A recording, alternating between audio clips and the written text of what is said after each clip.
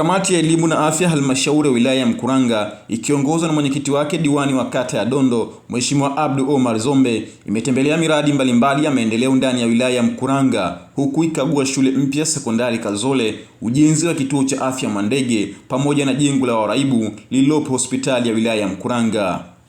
Leo tarehe 12 tumekuwa na msafara wa kukagua miradi ya maendeleo kwenye wilaya yetu hii ya Mkuranga. Tumeanza na ukaguzi wa jengo la shule kwenda Kazole. Tumekagua, kwa kweli tumeona ujenzi unaendelea vizuri na jengo liko vizuri. Lakini pia tumetoka na pale tumekwenda kukagua ujenzi wa kituo cha afya pale Mwandege. Tumeridhishwa na ule ujenzi uko kwenye hatua nzuri na wakati wote huduma zitaendelea kutolewa. Lakini pia tumemalizia ukaguzi wa hili jengo la utoaji ya huduma wa watu ambao wameathirika na madawa ya kulevya.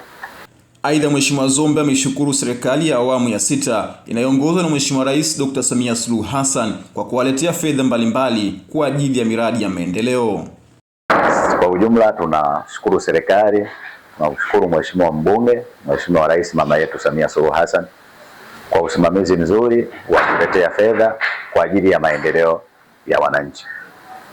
Matumaini ya wananchi baada ya chaguzi na kuunda serikali ni kupata upana wa huduma na kurahisisha upatikanaji wa huduma katika wilaya hii ya Mkuranga katika elimu na afya. Kwa upande wake mwenyekiti wa halmashauri ya wilaya ya Mkuranga Mheshimiwa Ali Muhammad Dau ameshukuru ofisi ya mkurugenzi wilaya ya Mkuranga kwa kusimamia vyema miradi ya maendeleo. Tuliwaacha wataalamu wetu mkiwa mnaendelea majukumu haya, lakini baadaye mmeshirikiana vyema kwa pamoja. Sisi tumerudi tukaona matokeo ambayo hapa tunayaona ni matokeo. Hongereni sana.